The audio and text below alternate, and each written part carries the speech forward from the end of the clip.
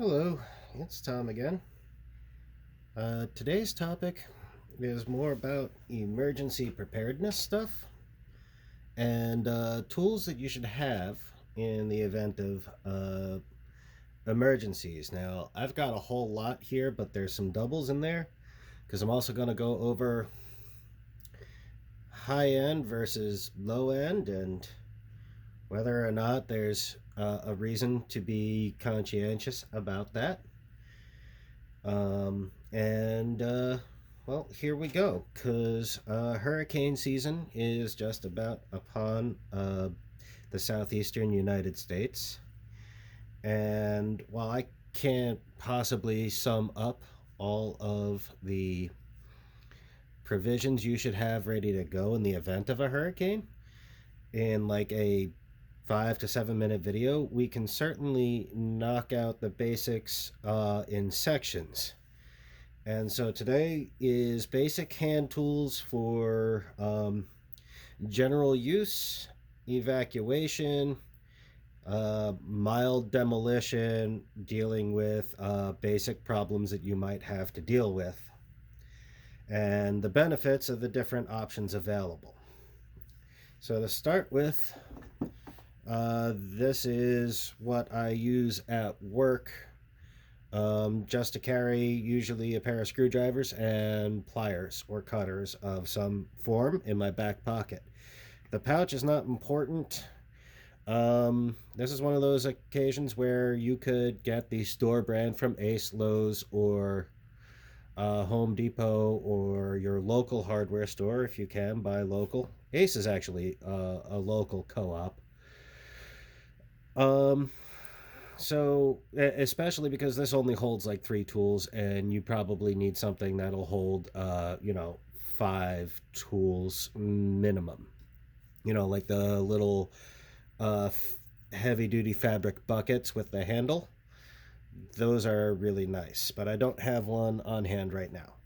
So, this is a number 2 Phillips screwdriver. It's the most common Phillips screw in use. It's the most common size screw that you'll have to deal with. So, no matter what, you should have something that'll handle a number 2 Phillips. This is your basic slotted screwdriver, except it's not really basic. It runs all the way through to the back. This is a demolition screwdriver. It's not a great replacement for a chisel, but when you gotta punch a hole through something, and it's got to be a small hole, this will do, or chip away at something.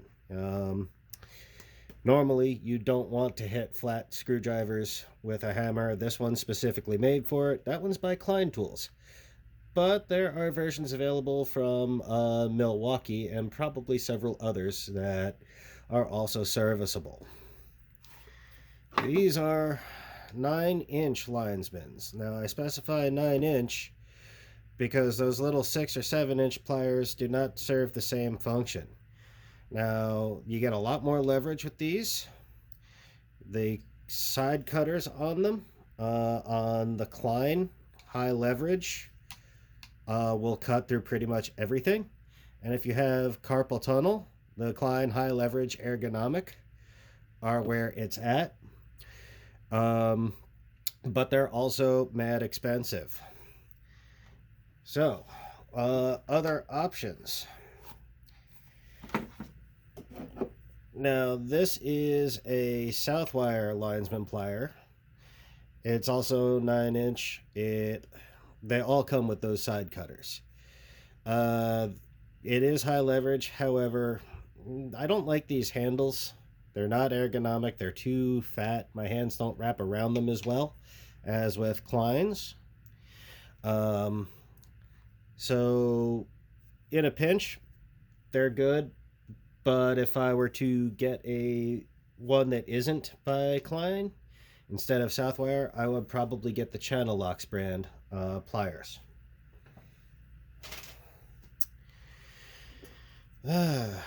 Diagonal cutters, because sometimes you might need to cut something and you need that point to get into a tight spot. And so your linesman pliers can't quite get in there. Now, these do not and never will have the same leverage. Uh, Now, this is by Ideal. They're another electrician company. They make a good diagonal cutter.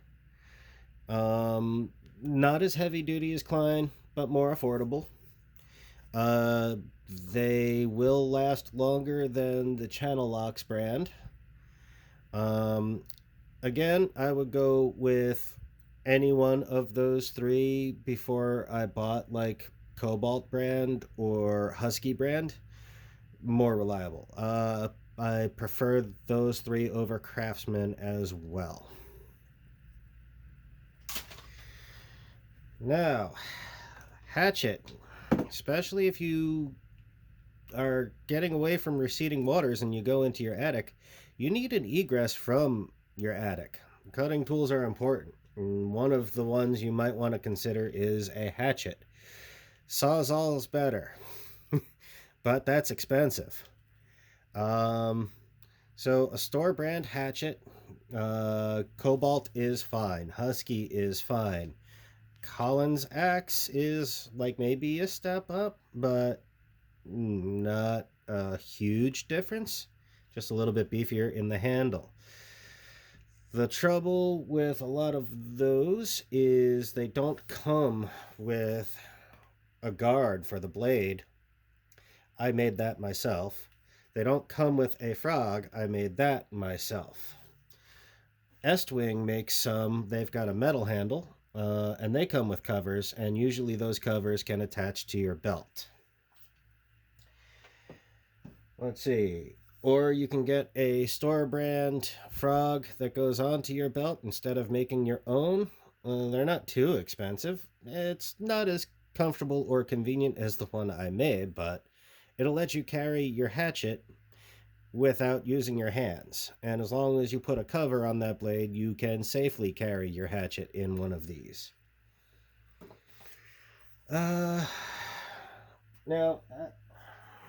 as I mentioned, store brand hatchet. There's one major downfall to store brand hatchets. They almost never come sharp. You have to put an edge on them yourself. You could do it with a stone, but to start, like the very first sharpen, that can take a while. So a cheap store brand file doesn't have to be special. You can use a file to put an edge on an axe. There's other YouTube videos that'll show you how to do it. It's not hard. It takes maybe 30 minutes worth of practice before you really get it right. And there you go.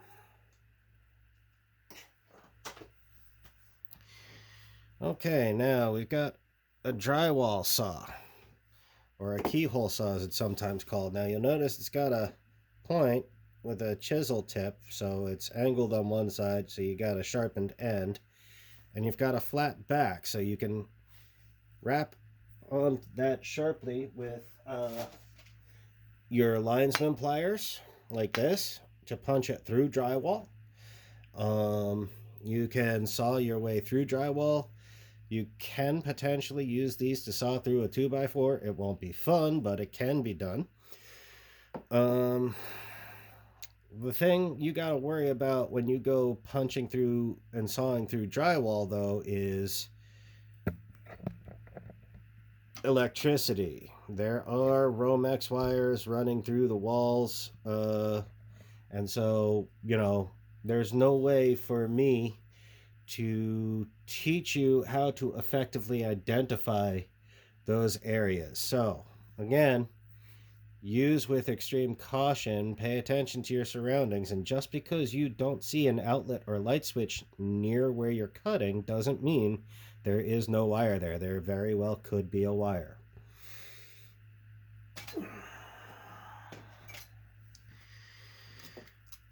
Now, I've got a couple of utility knives, various sorts, and different options. Now, because we discussed the hatchet and the need to put an edge on it and stones on top of files, well, once you've got your hatchet edge, you can carry a little pocket stone like that to tune up the edge. Um, Here's another version. It's got a coarse side and a fine side.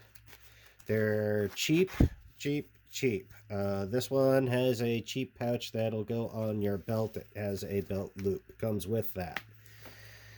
This one just came as the stone. You set it in your pocket, but I put that cover on it because I put it in my toolbox, and that cover keeps it from getting banged up and chipped by my other tools.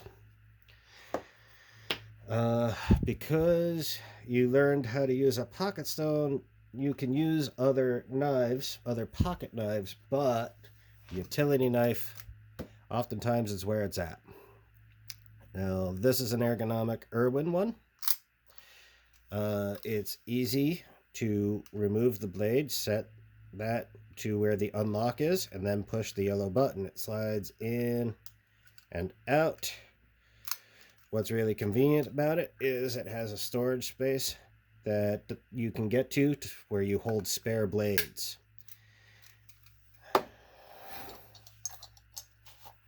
Yeah, I make my own leather stuff. You're not, yeah, you don't mind all that stuff. This is the Stanley 99. This is the old school.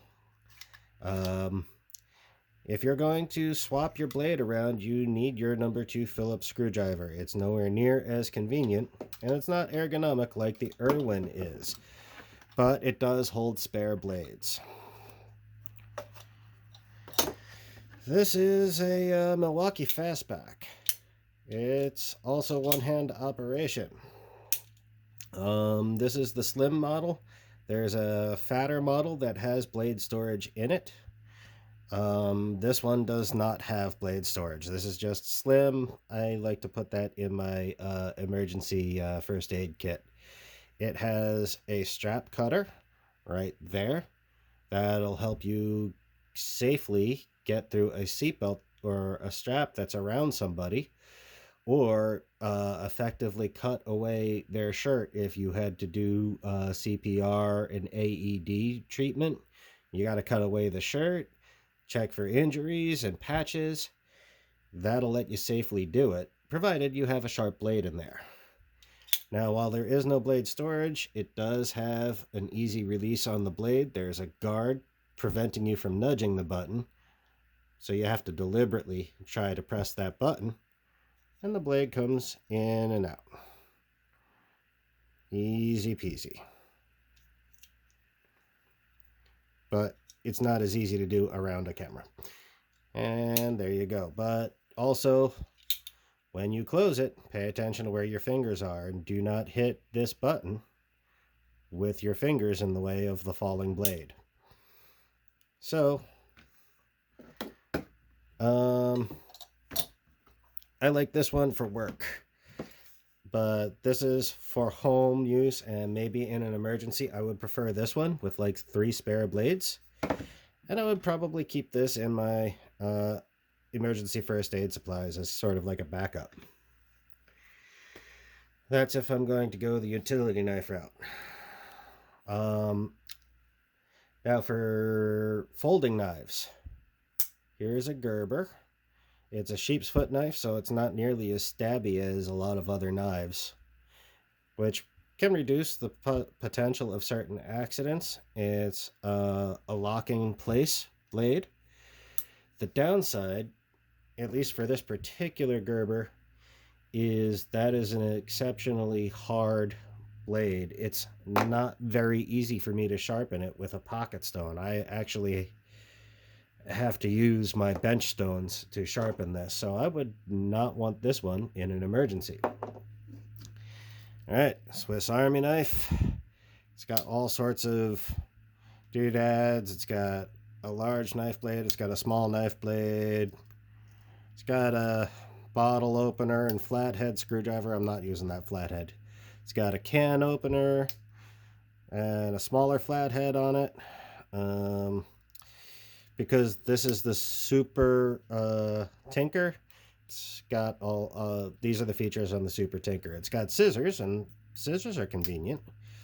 It's got a Phillips head that I'm not going to use though, well, just like the flathead, because we've got better screwdrivers. It's got a hook. You know, there's times when it might be handy to have a hook to fit in a tiny spot, but I can't guarantee I know when that will come in handy for you. And then it's got this little reamer, which is in a pinch good for punching a hole or scraping a sharp edge away. What I love about Swiss Army knives is tweezers for removing splinters. It's just really convenient. I'm not a huge fan of putting that dirty ass toothpick in my mouth, but if something's really driving you nuts, caught in your teeth, you may consider it. Now this is my Leatherman Wave. It's a pretty good multi-tool. I would use my linesman pliers before I use the pliers on my Leatherman, but if you need needle nose, they're there. I would definitely use my other cutters before I use the cutters on my Leatherman, but if you need them, they're there. Now to get to your main blades, you don't have to open up the pliers in this decade. Serrated knife. That's great for cutting through ropes and nylon straps. A lot of people poo-poo serrated blades. That's actually a pretty convenient blade though. Locks in there. You got a saw. Again, wouldn't be fun to saw through like a 2x4 with that. It's not impossible though. You have your straight edge, and that is a convenient knife. And then over here you have a file. There's a course, there's a more course, and then there's kind of like a diamond coat honing file. I mean, it's not the file I would want to use to put an edge on my hatchet, but it can be done, and I've demonstrated it in another video. Now, the other tools, downside to the Leatherman Wave. You see that? The stuff is supposed to be retained with a spring. I've got a loose or busted spring, and that's a common issue. But hey, that can opener is more useful than the Swiss Army knife one. That number 2 Phillips flat profile, but still a usable number 2, is more convenient than the Swiss Army one because it's a straight screwdriver instead of a T-handle.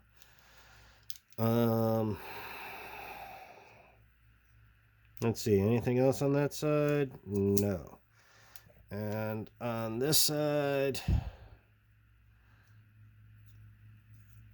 here are scissors. Spring-loaded scissors, and those are actually pretty good scissors. I use them somewhat regularly with sewing.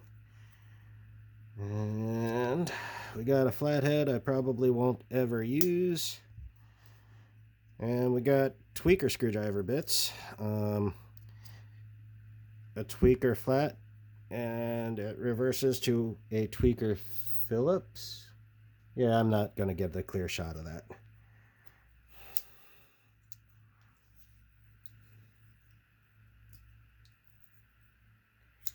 And that about wraps it up for the Leatherman multi-tool.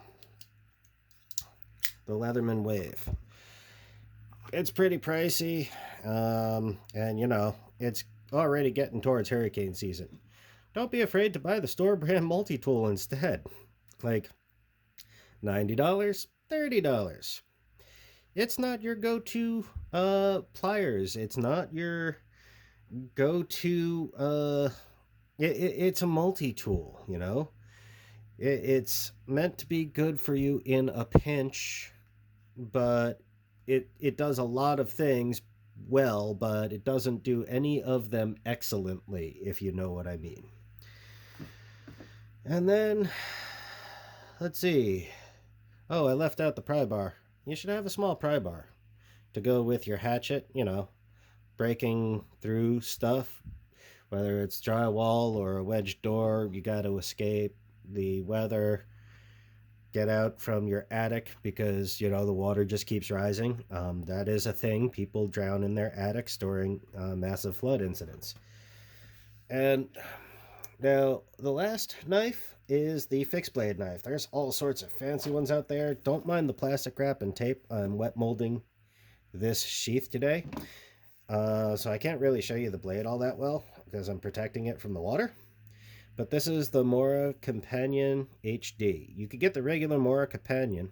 It's just fine. It's an affordable fixed blade. It's got a 3/4 tang, so it goes to about there inside the handle.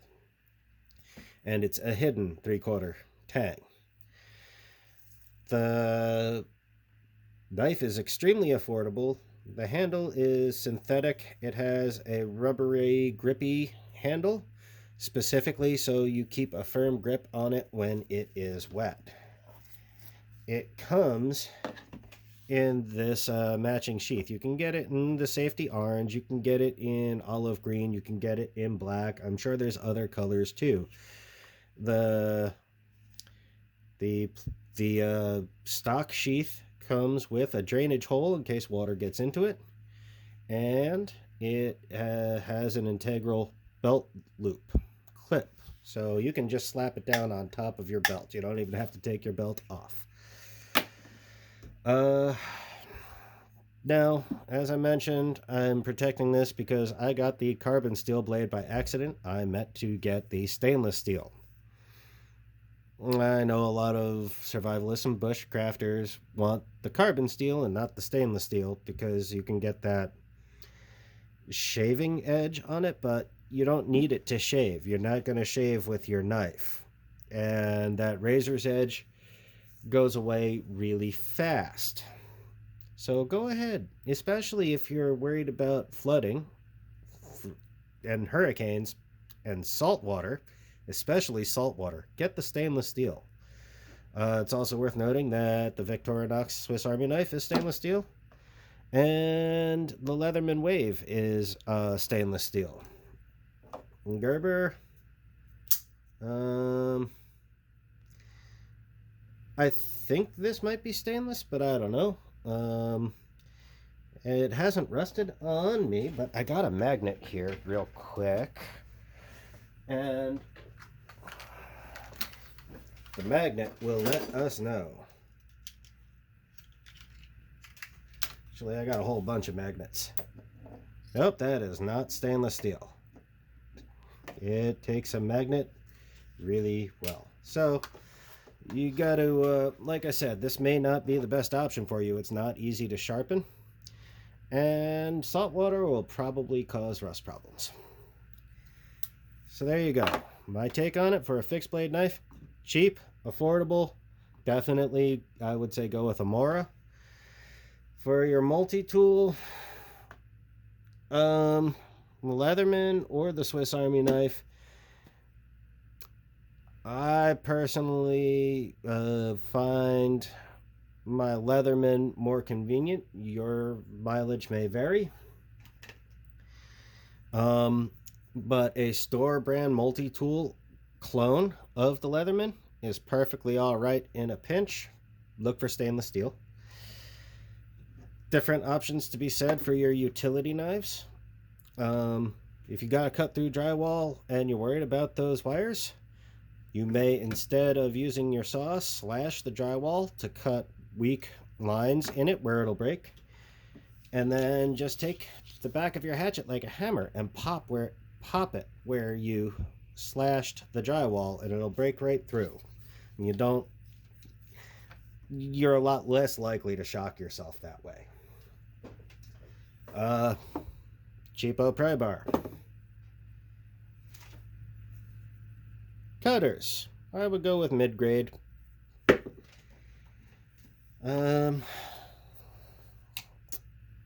Your linesmans, I would either go with the high grade if you have carpal tunnel, or I would go with the Channel Lock brand otherwise. Screwdrivers are screwdrivers, though for the I would spend some extra money on a demolition flathead screwdriver. And as for tool pouch, Well, in a pinch, just pick something solid that will hold your pliers, your cutters, your screwdrivers, and maybe your pry bar. Everything else should either go on your belt or in your pockets. Bye.